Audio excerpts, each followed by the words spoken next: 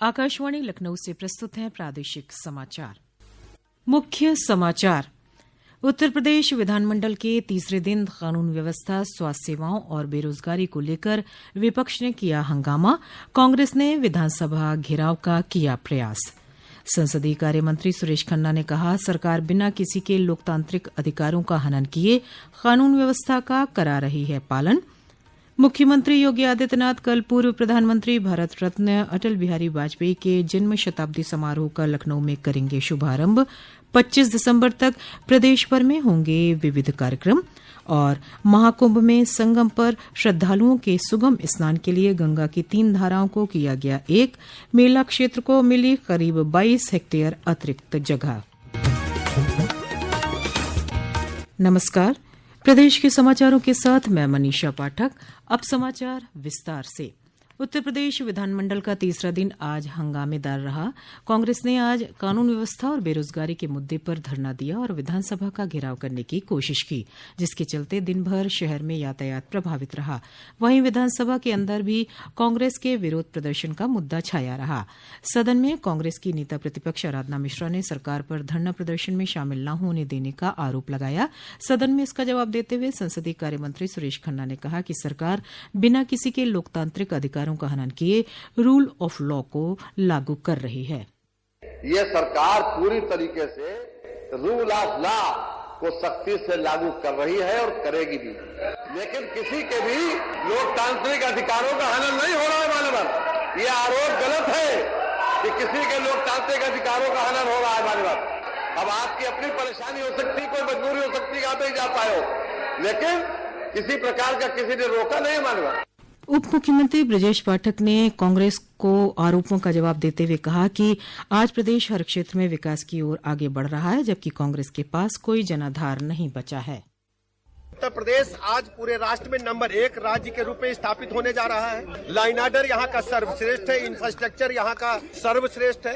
Congress party के पास न कोई कार्यकर्ता है, न कोई नीति है, न कोई एजेंडा है। उनकी नेता विदेशी एजेंडा लेकर के घूम रही है और भारत की स्थिति पर उनको कोई चिंता नहीं है। उत्तर प्रदेश की स्थिति पर कोई चिंता नहीं है। हमारी सरकार उत्तर प्रदेश के 25 करोड़ लोगों के लिए प्रतिबद्धता के साथ उनके सुख दुख में खड़ी होकर उनके जीवन स्तर को ऊपर उठाने में कामयाबी हासिल की है। विधानसभा में आज प्रदेश में स्वास्थ्य सेवाओं को लेकर पूछे गए सवाल के जवाब में उप मुख्यमंत्री ब्रजेश पाठक के जवाब पर सपा सदस्यों ने भी जमकर हंगामा किया। हंगामे के चलते सपा विधायक अतुल प्रधान को विधानसभा अध्यक्ष सतीश महाना ने पूरे शीतकालीन सत्र की कार्यवाही से निष्कासित कर दिया। उप मुख्यमंत्री केशव प्रसाद मौर्य ने कहा कि सपा के सदस्य सदन के अंदर नियमों के विरुद्ध बयानबाजी कर रहे हैं। समाजवादी पार्टी का हाल बेहाल है, तो ये बौखलाहट में सदन के अंदर नियमों के विरुद्ध, परंपराओं के विरुद्ध अनर्गल बयानबाजी, अनर्गल बातें वह जनता भी देख रही है और सदन भी देख रहा है, और विधानसभा अध्यक्ष जी को फिर अधिकार है कि वो अपने अधिकारों का प्रयोग नियम के दायरे में करें। उधर विधान परिषद में आज बिजली के निजीकरण, उत्तर प्रदेश शिक्षा सेवा चयन आयोग के खिलाफ धरना दे रहे शिक्षकों और हाईस्कूल तथा इंटरमीडिएट परीक्षा में नियमों की अनदेखी कर परीक्षा केंद्र बनाए जाने का मुद्दा उठा। इसके अलावा परिषद की कार्यवाही के दौरान 7 विधेयक भी पेश किए गए। राज्यपाल आनंदीबेन पटेल ने आज वाराणसी के कस्तूरबा गांधी विद्यालय में महिलाओं को होने वाले कैंसर से बचाव के लिए जीवन रक्षा HPV वैक्सीन अभियान का शुभारंभ किया। राज्यपाल ने सबल काशी कार्यक्रम का बटन दबाकर उद्घाटन किया। इस दौरान राज्यपाल ने सर्वाइकल कैंसर जागरूकता शिविर में छात्राओं से संवाद किया। राज्यपाल ने कहा कि सरकार का ध्यान महिलाओं के उत्थान पर है। महिलाओं के स्वास्थ्य सुरक्षा की दिशा में काफी काम किया जा रहा है। इस अभियान में आगामी 15 दिनों में जिले के सभी स्कूलों की 9 से 14 वर्ष की छात्राओं का 100% वैक्सीनेशन किया जाएगा। मुख्यमंत्री योगी आदित्यनाथ कल पूर्व प्रधानमंत्री भारत रत्न अटल बिहारी वाजपेयी के जन्म शताब्दी समारोह का लखनऊ में शुभारंभ करेंगे। यह समारोह प्रदेश भर में 19 से 25 दिसंबर तक धूमधाम से मनाया जाएगा। पेश है एक रिपोर्ट। पूर्व प्रधानमंत्री अटल बिहारी वाजपेयी के जन्म शताब्दी समारोह का आयोजन संस्कृति विभाग और उच्च शिक्षा विभाग के संयुक्त तत्वावधान में किया जाएगा। इसके तहत प्रदेश भर में प्रदर्शनी, सांस्कृतिक कार्यक्रम, काव्य पाठ समेत अनेक आयोजन होंगे। इस दौरान एक भारत श्रेष्ठ भारत के तहत सांस्कृतिक आदान प्रदान के लिए उत्तर प्रदेश का कई राज्यों के साथ MOU होगा। एक सप्ताह तक चलने वाले कार्यक्रमों के विजेताओं को श्री वाजपेयी के 100वें जन्म दिवस पर लोक भवन में सम्मानित भी किया जाएगा। वहीं सभी जिलों के माध्यमिक विद्यालयों में में आज से 25 दिसंबर तक विभिन्न कार्यक्रमों का आयोजन शुरू हो गया है। आकाशवाणी समाचार कक्ष से तनवीर फातिमा। ये समाचार आप आकाशवाणी लखनऊ से सुन रहे हैं। ताज़ा समाचार जानने के लिए आप हमारी वेबसाइट newsonair.gov.in पर लॉगिन कर सकते हैं। इसके साथ ही आप प्रादेशिक समाचारों का ये बुलेटिन हमारे YouTube channel news on AIR Lucknow पर भी सुन सकते हैं। समाचारों में आपका फिर स्वागत है।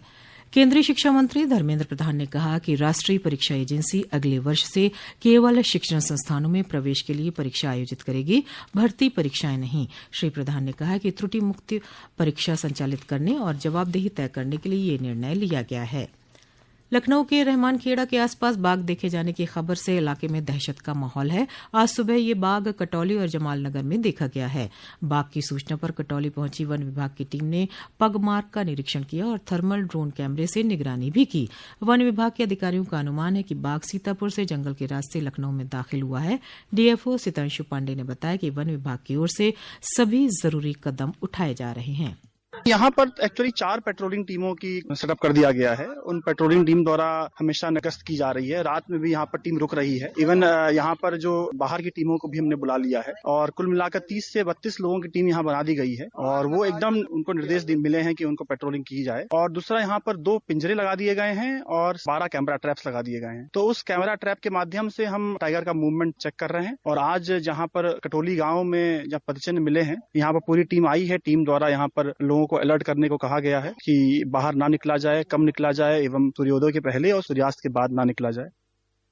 महाकुंभ में श्रद्धालुओं को संगम पर सुगम स्नान की सुविधा देने के लिए गंगा की 3 धाराओं को एक कर दिया गया है। शास्त्री ब्रिज से संगम नोस तक 3 धाराओं में बह रही गंगा को एक किए जाने से श्रद्धालुओं को पहली बार एक ही स्थान पर स्नान की सुविधा मिलेगी। पेश है एक रिपोर्ट।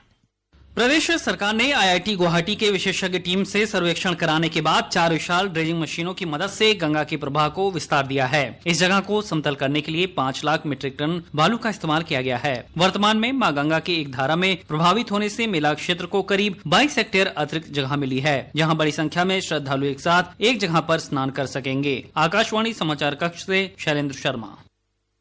केंद्र सरकार द्वारा भारत को टीबी मुक्त बनाने के उद्देश्य से शुरू किए गए 100 दिवसीय टीबी उन्मूलन अभियान के तहत प्रदेश के 15 जिलों को चिन्हित किया गया है। प्रदेश सरकार के राज्य क्षय अधिकारी डॉक्टर शैलेंद्र भटनागर ने बताया कि केंद्र सरकार के तय मानकों के आधार पर इन जिलों का चयन किया गया है और टीबी के लिहाज से 15 जिले अति संवेदनशील हैं। चयन भारत सरकार ने किया है, प्रदेश सरकार उसको इम्प्लीमेंट कर रही है और चयन का क्राइटेरिया 3 है। पहला, डेथ ज्यादा होना, दूसरा, केसेस ज्यादा निकलना, तीसरा, टीबी की जांचें कम होना। उत्तर प्रदेश में 15 जिले इसी आधार पर चिन्हित किए गए भारत सरकार के द्वारा। हज यात्रा 2025 पर जाने वाले आज़मीन हज के लिए दूसरी किश्त जमा करने की आखिरी तारीख 30 दिसंबर 2024 तक बढ़ा दी गई है।